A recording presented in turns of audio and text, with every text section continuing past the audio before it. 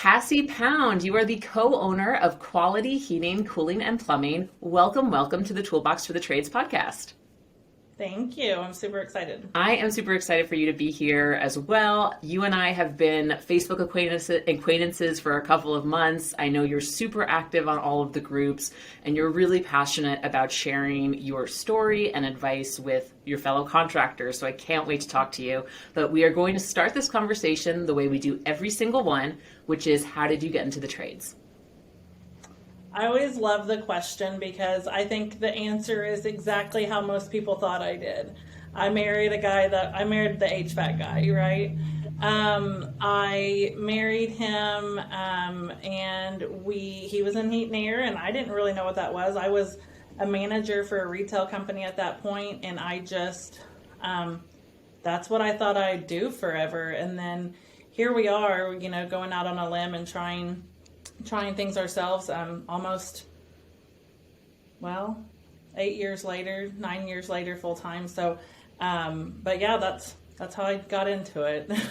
I would love to learn a little bit more about how he took you in, because usually the way the story goes is, the husband or the partner starts on their own, and then 2 months in, they're like, hey, I could use some help with some things. Is that how your husband brought you along?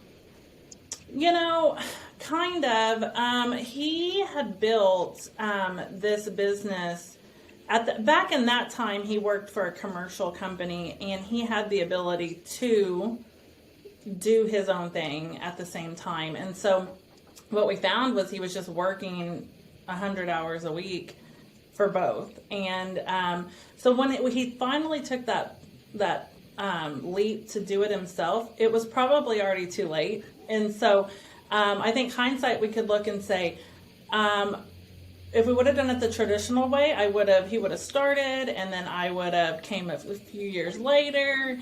But really what happened is he started and I came like a month later. Because he was doing these side jobs, and they were side residential jobs, right? Yeah. And so we hate saying side jobs because it was like a legitimate approved way to do it, compared to what he was doing previously. But yes. Yeah. And he had built the business just through the years, doing it that way. So thank you for correcting me about the side job thing. That is totally a word I need to banish from my vocabulary, and I appreciate you calling me out on it. So your husband kind of started doing his business while he was still working full time, and it sounds like I got to a point where he eventually just was like, I have to pick one. Am I correct in that assumption? Yeah, he had been, he was managing a commercial company, and yeah, he just needed to decide, like, can I do both, or should I go one way or the other? And so he had that conversation with the the leaders of that other company, and we just transitioned from there. And at that point, it was, we have 6 kids, and so we were like, this is it. But it was a big, scary jump for sure. I do not doubt it. And can you tell me the timeline exactly when this happened? When did he go from full time, and when you guys took that scary jump? That was in May of 2014. May of 2014. Okay.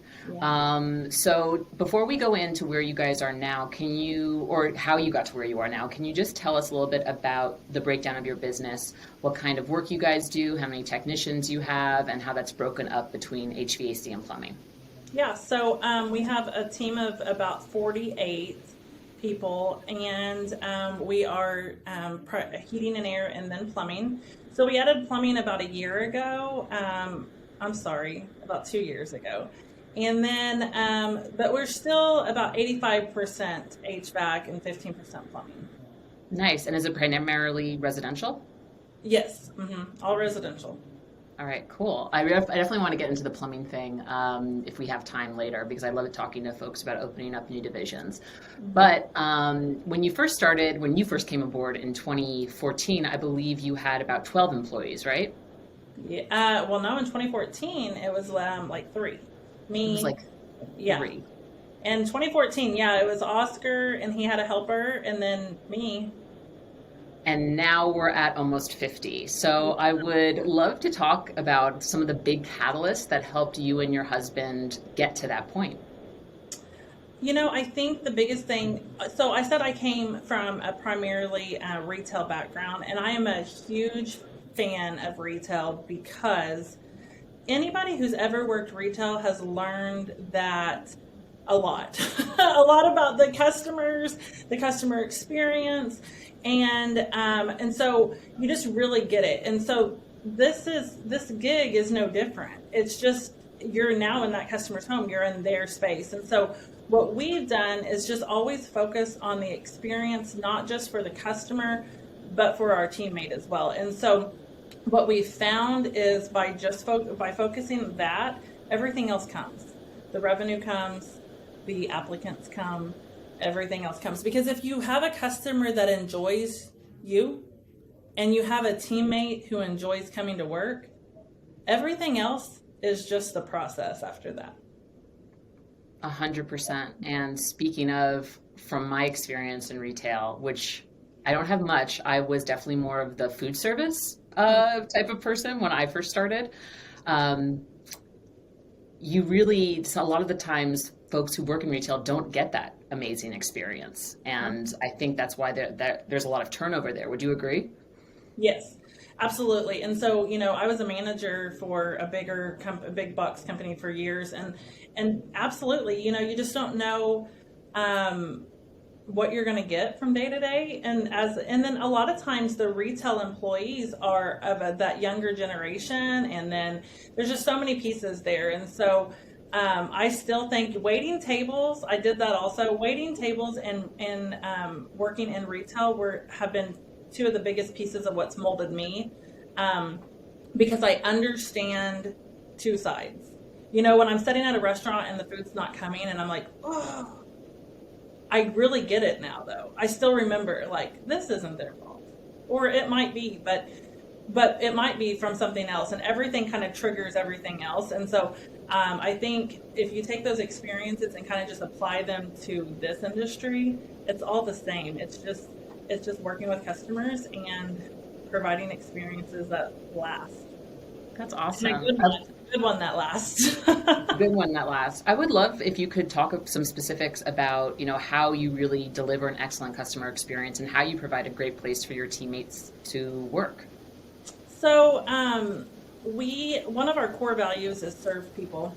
And we say that a lot. I've literally, on the other side of my screen is on the wall. And so we just focus that every day. We just focus on that, focusing on that customer, meeting that customer where they're at. We all have days that are just rough. I always tell the girls, my call center right now is all female, so I always call my girls, but I always tell my girls, like, no one's calling us for a good time. No one's calling and like, hey, let's go have a beer. Like, they're just not here to hang out with us. They're here because they're calling because something's wrong, something's broken, and they're stressed out. How am I going to afford this? Can I afford it? And so I want them to remember that the focus is how to serve them in the moment that they're in to get them to the end of this. Because, how many times do we like freak ourselves out over something that really doesn't end up being that big of a deal? And we don't know until we get there. And so that's, from the beginning to the end, every single person that talks to the customer works for our company. We don't outsource anything. We don't sub anything out. We don't have a call center that's third party. So we really just control that experience from beginning to end with the client. Now with our team, the summers are hard. They're long and they're hot. And so we do a lot of things, like we have a beginning of the summer party. We have an end of the summer party. We survive the summer. We have a midsummer party. We do Foodie Friday every other Friday. Oscar cooks the food himself on the sidewalk outside and sets it up for everyone to eat. We have seasons passes to the baseball games. We have the boot truck that comes in and provides boots. And so we just really think about, if we were that person, what we could do to help them and serve them. And then, I always remind everyone inside the office that it's our job to create 2 5-star experiences. We want a 5-star experience for our clients, but we want a 5-star experience for that technician. Because in this office, there's about 10 of us, and we work with each other every day. And we high five, we see each other. These technicians we see for 30 minutes in the mornings, and then most of them are in a truck by themselves for the rest of the day. And so how can we make sure that they have a 5-star experience themselves at this company? And that's what we focus on. I love that. Quick pause. I keep hearing feedback from my mic. I believe it's on my side, so I hope you don't mind that I'm muting and unmuting myself, and I'll make sure that, but I just didn't want you to get freaked out for seeing that. Resume. I absolutely love that. I love the idea of delivering that 5-star service to your technicians. And this is a bit of a segue, not exactly the direction I wanted to plan our conversation, but as we all know, the hiring crisis, the hiring shortage is this giant issue in the trades. How have you found your approach of delivering that 5-star experience to your technicians? How has it helped you with hiring and retaining? I think when people enjoy where they work, they naturally like to share it with other people. And so it just happens organically. I used to try to force it and say, go find your friends. And then I wasn't getting any applicants, and they weren't telling their friends. And then you have to at some point take it personal and be like, okay, maybe I'm the problem. Maybe they don't actually like it here. And so we haven't always been perfect. We have people that previously worked for us that probably didn't enjoy it. And whenever we've had people that were good and left, and you think like, oh my goodness, how did we lose that technician? And so we started taking a step back and looking, almost doing like an exit interview with ourselves, of what did we do wrong? How do we fix it? And the market right now is crazy. Everybody's hiring. Everybody's offering everything.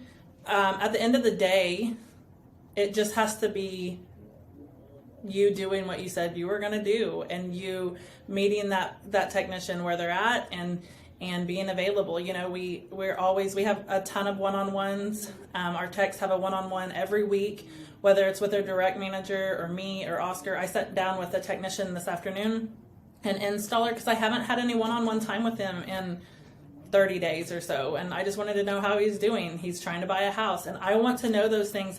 When it was just, like 10 of us, it was so easy for us to be super tight knit because there was just 10 of us. And as we've grown and people got a different manager, and I wasn't their direct manager, Oscar wasn't their direct manager, we started realizing that we had no idea who these people were. And we don't want it to be like that. We want them to know who we are. I want to know their children's names. I want to know what their life goals are. I want to know what their spouse's goals are. So I can help them achieve those goals through what they're doing, and not just like, hey, get another certificate. Like, I have a tech that he's closing on his house in 2 days. That's a huge thing for him, and he's so thankful for being able to buy a house, and we've been able to walk through that process with him. And that becomes the reward for me and Oscar of not, people always like to say, what is your why? Why are you doing this? Why did you do this? And everyone loves to say, for my wife and my kids, or my husband and my kids. But the truth is, if I didn't work here, my why's always going to be my husband and my kids. I'm always going to need to provide for them. My why for this business is to provide stability for people to grow in ways I didn't see possible.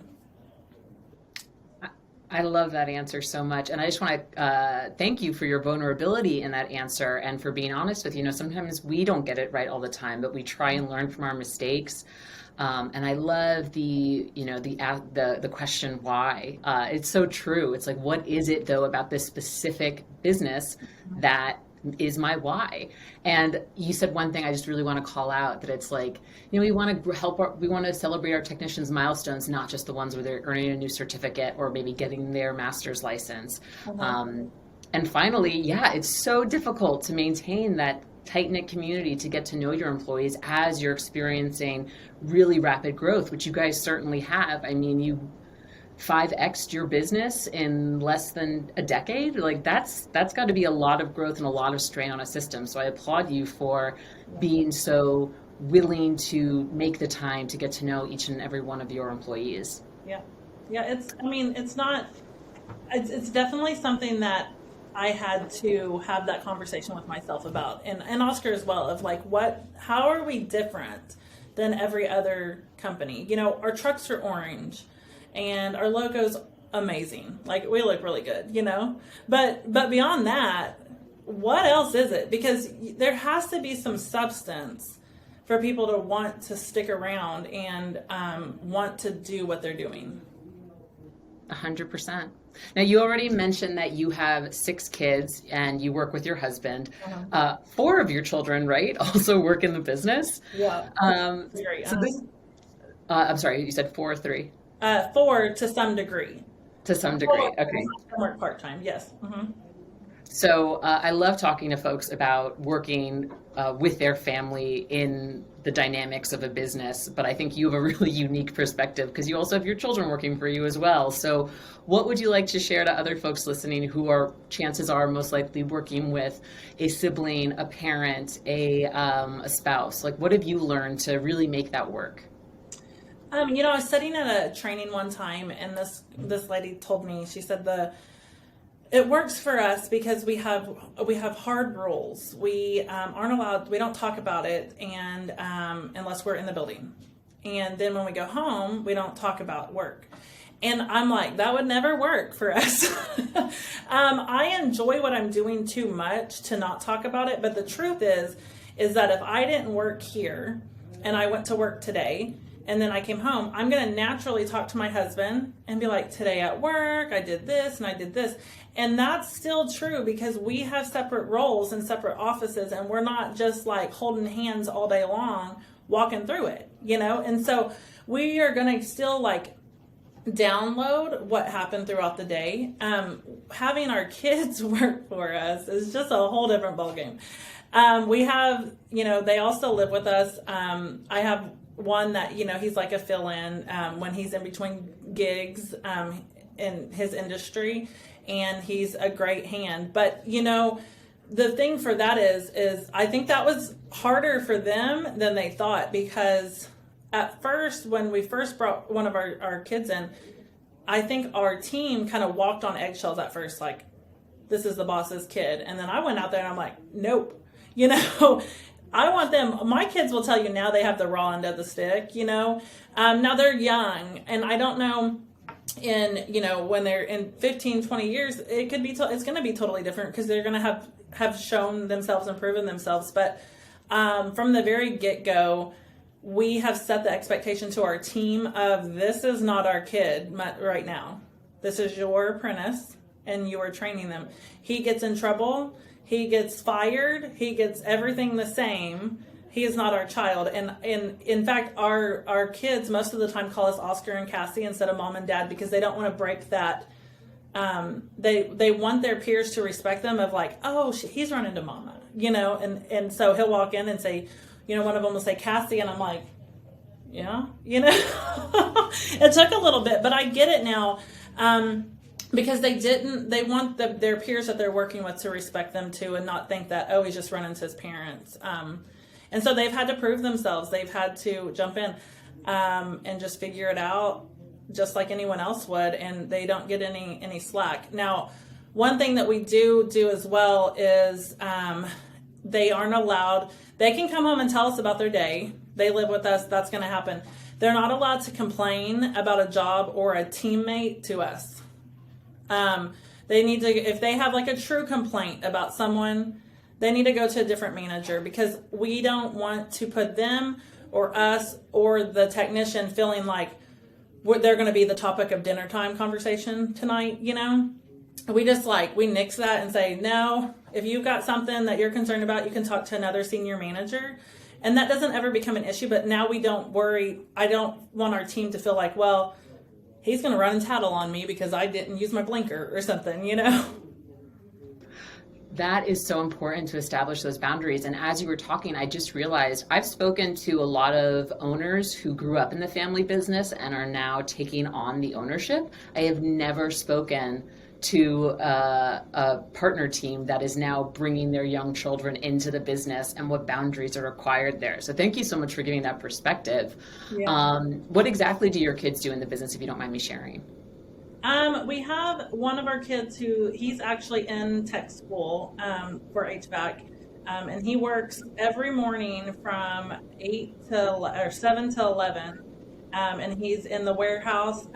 and getting everything lined out in the morning, and then he runs deliveries until 11, and he goes to tech school, and then he gets out of tech school and he comes back and preps tomorrow's jobs. And so when he's not doing tech, or if he's on like a Christmas break where he doesn't have to leave at 11, he'll ride as an apprentice in the vans. And so he's getting that hands-on experience. We have one that is an HVAC installer. And then we have one that is a plumbing apprentice. He's a twin. So his twin brother is HVAC. He's the one that's in HVAC tech school. And his twin brother decided to do plumbing, and he's the younger twin. And if you know anything about twins, we say this is 100% just because his brother chose HVAC.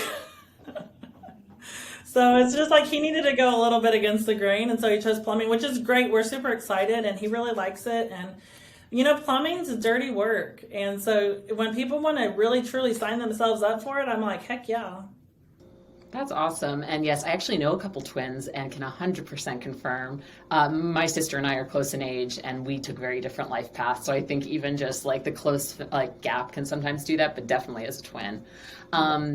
Thank you for sharing that. And I actually, before we get into, bringing your kids into the trades and how that looks into the overall hiring atmosphere within the trades, which I want to get into, can you just share with me a little bit about what you do at the business and what Oscar does and how you guys delineate your responsibilities? So, I think we're a really good team. Anyone who knows us, and I can't wait for my friends in the industry that know us to listen to this and give me their perspective of how I answered this. We're a really good team because I'm the tornado and he's just the calm. And some days he does, a lot of people probably think that I take the lead. He lets me take the lead that I want, but he will set me down if I need to be set down. He keeps me rational. And so, our vision has just always been so focused on creating an experience that's different than every other truck in the city. And so we just keep our focus on that. We spend, 24 hours a day together. We work together. We go home together. We most of the time drive to work together. And so there just has to be a really good connection there. I have a lot of friends across the nation that do the same thing, and they're like, there's no way. I have to work at home and I have to do this. And that's totally, you have to pick your poison. You have to do, I just enjoy being with him, and we just enjoy doing it. Now, I will tell you the other secret to our sauce is he is 8 years older than me. And so I always say he's just wiser. I'm pretty mature, but maybe I haven't picked all of the pieces up yet. And so I still think we just balance each other. Now, with our roles in the business, he was a tech, and he was always tech minded. And that's so good because, I think what sometimes people who become owners forget is they come out of the truck and then they just go into an office. And Oscar just doesn't do that. He's in the office, yes, but in the mornings he's in the warehouse talking to him, and he's helping lead trainings. This morning they were in an install training, and he was in there doing that. And he has install managers now, but he's in there still doing that. And so he's very hands-on still with the training. We used to call it the Oscar Pound experience, because he built an experience that customers trusted him and trusted his knowledge. And so we trained that out. And so that's just always been his role. And then, anything else, and I think I throw at him, right? He's like, I got honeydews at the office and at the house. But, and then I manage everything inside as far as, the call centers, how we set that up, all of marketing. I think like my day-to-day, every single day, what I'm doing is one-on-ones with our team and then marketing. I just feel like you have to be 10 steps ahead, and I put my biggest focus on the day-to-day into marketing. That's awesome. Did you guys trademark the Oscar Pound experience? I mean, maybe I should be. I'm just throwing it out there, marketer to marketer, just throwing it out there. I actually noticed in your marketing, which I'll pivot to real quickly, that you guys lead with the fact that you're a family-owned business, and I'd love to know how that's helped you connect with your community. I think in this day, being a family-owned business sometimes might not work in your favor because people immediately are like, well, what family? And we'll treat you. I used to say, we'll treat you like your family. And I dropped that because I got to thinking, like, I don't even like some of my family. Respectfully, if you're listening, I love them. I love them. But you know how that goes. And so our focus is, yes, we are a family-owned business, and we have just our like grassroots, right? But our biggest push and focus right now is that we're local. We're local. We live here. We sponsor your baseball teams. We're showing up to graduations. We send handwritten cards to congratulate you on your marriage and your anniversaries.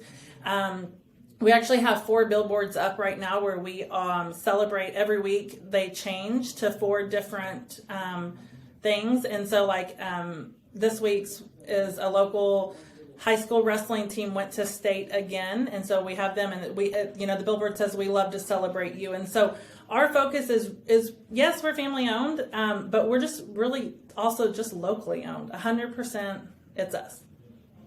I love that. I love that you really put so much of your marketing dollars into embedding yourself into the community. So let's back up a little bit and talk about your passion, which is, or one of your passions. I'm not going to just say you have one. I'm sure you have many, which is bringing more people into the trades. Talk to me a little bit about that. When I went to high school, and it was time for to decide what I was going to be. I remember being so panicked, and I was like, what am I going to be? What am I supposed to do? And it was, hey, you've got to go to college, because that's what they said in the 2000s, right? Is you have to go to college. That's the only way to be anything, right? And I remember sitting in my counselor's office, and I said, but how am I supposed to know? And I said, I'm graduating, and this girl just told me she's going to be like some type of doctor, and I've never even heard of that. So how did she know she was going to be that type of doctor? And how do you know? And can I take a test? And there wasn't tests back then. Now you can take a test, but I don't know how accurate that is. And so I'm just like, what am I going to be? And so, and if you told me at 18 that I was going to own a heat and air company, I would have told you were nuts, So I feel like what happens is we put so much pressure on these kids to make a decision at 18 years old that they jump into things that they had no intentions of ever doing. I actually went to school to be a dental assistant. That's what I ended up doing. I've not worked one day with a tool in my hand. I ended up with like $35,000 in student loans. I just paid them off not long ago because I deferred them for all of my 20s. And so, paid those off, but I didn't do that. And so when I think even some of our technicians right now, they're 25, and I've had this conversation in our one-on-ones. At 18, what did you think you were going to do? Well, it wasn't an HVAC tech, because and maybe sometimes it was, but at 25, you're still dramatically different than the person you were at 18. But we have to make the decision at 18. And how is that realistic? So I have a kid that works for us right now. I say kid, but a young man who works for us right now, who is like the story of that. He should be in college because he was an all-star athlete. He played basketball nationwide. He played in Las Vegas against LeBron James' son. He was highly recruited, and he went to college. And he played basketball, and he loved basketball. And he came in here, and he sat in on Christmas break this year and said, I'm just looking for something new. And he has no experience in anything. He's just went to high school. He's went to college to play basketball, and now he's here. And so he said, I think I want to do heat and air. And I'm talking to him, I'm like, why? What's different? What? And he's like, I like basketball.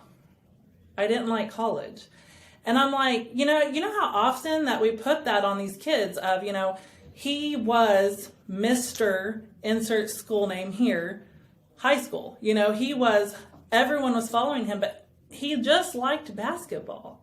But instead we had to send him to basketball, and he's going to do this, and now he's doing all this schoolwork, and he just didn't have that there. So he's worked for us for about a month now, and he's just loving it and thriving. And you know what I told him? I said, here's the deal. I want you to come try this because I'm so passionate for your age youth to jump into the trades. But if you get in it and you hate it, that's fine too. Like, I'm fine training you and helping you go to the next step. Because when I was your age, I didn't go to college, so I had to go work in retail. And I love retail, and I'm not saying I genuinely love retail. We talked about that earlier. But that's what my options were, right? Was go to college or do this, because you're not going to be able to get a real job. And that's just not true. And so I think we have to change the narrative, change the conversation and talk about the true opportunities and the fact that, your HVAC guy might be making more than the college graduate. And they probably are, or your plumber, they're making more. And it's not about money either. It's just about what's best for them and not being forced into decisions that are lifelong. Because you know what stays forever or for a long time is that student loan. 100%. I agree with you wholeheartedly on this one. You and I went to high school and college around the same time. What I do for a living right now didn't even exist when I was deciding to go to college. So I think it's totally okay to be unsure. And I love that you gave Mr. Basketball his chance to really test out HVAC. So you kind of answered it a bit, but I would love to learn how this value you have, this viewpoint you have, how you folded it into your in-house training center. So we have a couple, we train 5 days a week in the building. When we just built a brand new building, we're so excited and so proud of it. But, and actually it took us, because of COVID, like 12 months longer than it should have. So we've actually already outgrown the building, but we're here. And so we have a training center, and it was set up to have class every day. And so in the office portion, we have the training center that they have a class, and then we have a training lab out in the warehouse. And so they get to take whatever they learned in the morning and go out and put it to work. Our service manager and our install manager and Oscar help lead the hands-on, the lab portion, because they're live units, live power, live gas, live everything, right? And then we also are with Nexstar. And so Nexstar has a great program called the Next Tech, with a lot of training classes. So we use those in conjunction. And then beyond that, we just continue that hands-on. So everything that we sell is on display, and that's my retail mind. You can't sell or offer something to a customer that you've never even seen. And so everything that we sell, we have on display, down to UV lights, to the filter cabinets, indoor air quality. Everything is live in the unit, so they can see it, feel it, touch it, understand how it operates. And we're not just asking them to, offer something to a customer that they don't know what it is and then have no clue how to install it. That's great. Does it double as a showroom, or is it just purely for educational purposes? It is, it could be a showroom, for sure. We always tell people, if you want to come see it, they're live, you can come play it, touch the thermostats. Most people don't, no one's like showing up to just like, hey, let me look at that air conditioner real quick. But they're absolutely there. Since we have moved in, and we're in a smaller area, so some of our customers have came by just to see, because they love the growth that's happened with us. So we welcome anybody who wants to come in. That's awesome. I'm sure you set it up very lovely. I'm sure it's very nice in there. Yeah.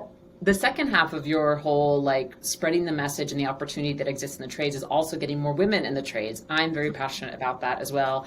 As of this moment, I think you are the 4th woman already who's going to be on season 5. So I make it a really big point to showcase women in the trades like yourself. And I'd just love to hear a little bit about your point of view as being a woman in the trades, and how you like to network and interact with other women in the trades and celebrate how this industry is great for women. Yeah, when I first started in the trade, I remember the day that I started, Oscar went through all the rules for like, hey, you're going to go to these supply houses. Sometimes, I want you to pay attention to your surroundings, pay attention to the area, do these things. And when I would go into this, I never had to worry about the surroundings as much as when I would go in, they wouldn't take me serious. They would she's just the office girl, or, office girl, secretary. Oscar says those to me to give me a hard time, but he knows those are words that I don't love, And so what I started recognizing is a lot of these businesses are either partnerships with their spouses, or they have an office girl, but then that's it, period. And so what does that look like? How do we grow? And so today, Quality has, we have an HVAC installer who's female. We have an HVAC maintenance tech who is female. Our install coordinator is a woman. Our warehouse manager is a woman. Our director of operations is a woman. Our accounting is a woman. Our call center, our dispatch. And so I wanted to show the opportunities of how to get into the trades, how to hold management positions in the trades, because that's the other thing is I've talked to people who I love to I'll go to these networking, these industry outings or shows or whatever. And I love to ask the question, how many women work for your company? And they're like, okay. And so you've got a few, how many are managers? And the answer is, not very many a lot of the times. And so how do we fix that? What does that look like? And so for me, it's not just, it's not just getting a female to be in the field, because that's absolutely a great spot for them also. But also into management positions, because we have a lot to say too. I have inside sales. That's a female also. I forgot her. Cassie, I have loved talking with you. Honestly, I could talk to you forever, but we do have to start wrapping up soon. And I would love to ask you, what are some of the tools that you and Oscar have used to really grow and build the business that you sit in today? I know you're a Nexstar member. We're partners with them over at ServiceTitan. I would love to learn some of the tools that you guys have used to really grow and build the business of your dreams. Yeah. So Nexstar is absolutely one of the biggest, I think, pieces for us. We just really believe in the vision of Nexstar, and we're proud to be members with them. But then also our networking in general, being able to meet people across the nation was a huge piece for me in the beginning, because I was able to see a different way, and not just what we thought was in Tulsa or thought in this area. So networking, and then we're really a big technology driven company. So being able to communicate with our customers, and one of our customers, top thing with ServiceTitan is being able, we have them track on the map. We get that in our reviews all the time. So those, between networking and just being always focused on technology and being ahead, down to our thermostats that report back if there's an error at the customer's home. We're wanting to be a provider for them when they don't even know that they need us. And so being focused on that technology has been a huge piece for us as well. Awesome. The Internet of Things stuff, right? Mm-hmm. Internet of Things is such a fun and wacky concept. It feels like out of a sci-fi novel or movie, but I absolutely love it. I geek out on it. So it's funny because I sat on a conference, a webinar for the director of at Carrier Corporation. His like title is the Internet IoT guy. I don't know, IoT. And I was like, what is IoT? And so, or the Internet of Things or whatever. And I'm like, what in the world? But there's so many things out in this world that are coming and happening, and people are planning, and it's insane. And I think if, as far as that goes, if you're not prepared for that next piece of technology, you're already behind if you're not thinking about it now. 100%. So we're going to wrap soon. I would like to ask, what's next for Quality Heating, Cooling, and Plumbing? We are locally owned. We are really focused on staying that way. We are currently the fastest growing company in our market. We intend to stay that way. And we just don't really plan to slow down. We plan to add electric soon. When we made our our logo done with Kick Charge, he left room to add electric. And so that's coming next. But other than that, we're just gearing up for 2022 for the season, continuing to just focus on our people and let everything fall into place from there. That's awesome. All right, I'm going to ask you some final questions. If you could give yourself one piece of advice from early in your career, what would it be? I would tell myself, you are capable.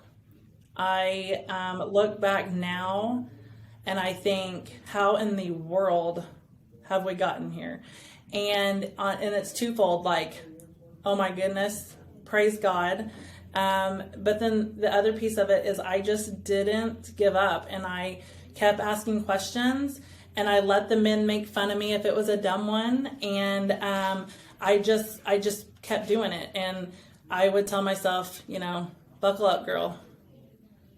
That's awesome. All right. This is my favorite new question that I'm asking. If you could choose one song to be the soundtrack of your life, what would it be? Okay, so I thought about this, and I would say Bluebird by Miranda Lambert. I'm a huge country music fan, but that song, I just try so hard to stay positive, and sometimes it's not easy. But my favorite line of that song is, and if the house just keeps on winning, I got a wild card up my sleeve. Oh, I love that. I've never heard that song, but that will be added onto the playlist of the season 5 Toolbox for the Trade Guest, so everyone will be able to hear it. Oh, that's a good one. Cassie, it was such a delight to chat with you today. Again, I could have chatted with you for much longer, but I don't know if people would listen to a 5-hour podcast of you and I just going back and forth. Thank you so much for your time, and I can't wait to see what Quality has in store next. Awesome. Well, I appreciate you having me on, and I look forward to hearing everyone else in season 5, and just continuing to watch how this podcast grows and helps change the industry. Thanks.